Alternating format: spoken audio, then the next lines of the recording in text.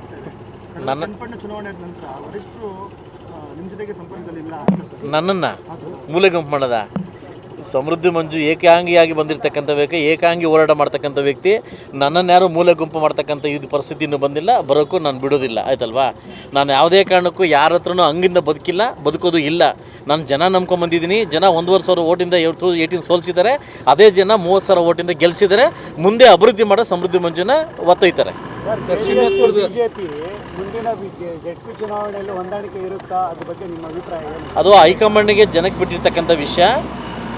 ಮುಂದಿನ ದಿವಸ ಹಿಂಗೆ ಇರುತ್ತಾ, ಮುಂದೆ ಹೋಗುತ್ತಾ ಅನ್ನೋದನ್ನು ಬರುತ್ತೆ. ಬಹುಶಃ ನನ್ನ ಮಟ್ಟಿಗೆ ಬಂದಾಗ ಎಲ್ಲರ ಮನೆ ದೋಸೆ ತೂತೆ ಇದೆ. ಇದು ಕಾಂಗ್ರೆಸ್ಸಲ್ಲಿ ಕೂಡ ತೂತೆ ಇದೆ, JDS ಎಲ್ಲ ಕಡೆ ತೂತೆ ಇದೆ. ಬುದ್ಧಿ ಸರಿಪಡಿಸ್ಕೊಂಡ್ರೆ ಜನ ಇವ್ರ ಕೈ ಹಿಡಿತಾರೆ, ಇಲ್ಲಾಂದ್ರೆ ಇಲ್ಲ.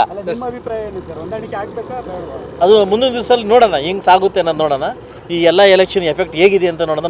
ಮೂರಕ್ಕೆ ಏನಕ್ಕೆ ಸೋತ್ರು ಅನ್ನೋದು ಫಸ್ಟ್ ಅಧ್ಯಯನ ಮಾಡಬೇಕು. ಅದಕ್ಕೆ ಪಾಠ ಕಲಿಬೇಕಾಗ್ತದೆ. ಬಹುಶಃ ಇರ್ಬೋದೇನೋ ಗೊತ್ತಿಲ್ಲ. ಇವಾಗ ಮುಂದೆ 3 ಎಲೆಕ್ಷನ್ ಸೋಲಕ್ಕೆ ನಾವು ಸಿಗ್ಗಾವಿ ಗೆಲ್ತಾರೆ. ಸಂಡೂರು ಕಾಂಗ್ರೆಸ್ ಗೆಲ್ತಾರೆ, ನಾವು ಚನ್ನಪಟ್ಟಣ ನಾವು JDS ಗೆಲ್ತೀವಿ ಅನ್ನೋ ಒಂದು ದೃಷ್ಟಿಯಿಂದ ನೀವು ಕೂಡ ಎಕ್ಸಿಟ್ ಪೋಲಿಂಗ್ ಕೂಡ ಹಂಗೆ ಕೊಟ್ಟರೆ ಇವತ್ತೆಲ್ಲ ನಮಗೆಲ್ಲ ಉಲ್ಟಾ ಆಯ್ತಲ್ಲ, ಅದಲ್ಲ.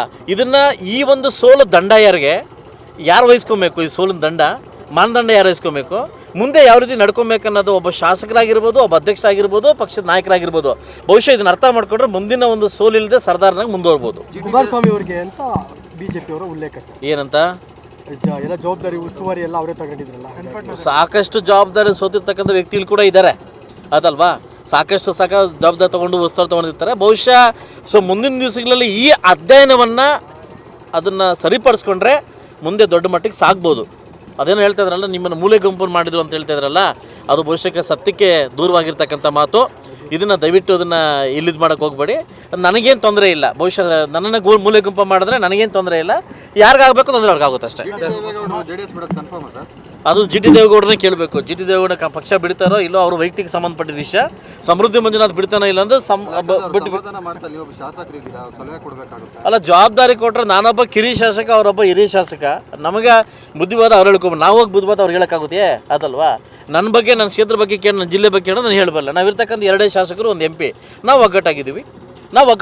ನಾನು ನಮ್ಮ ಶಾಸಕರು MP ಅವರು ಕೂಡ ಒಗ್ಗಟ್ಟಾಗಿದ್ದೀವಿ. ಅಭಿವೃದ್ಧಿಗೋಸ್ಕರ ಫೈಟ್ ಮಾಡ್ತಾ ಇದ್ದೀವಿ.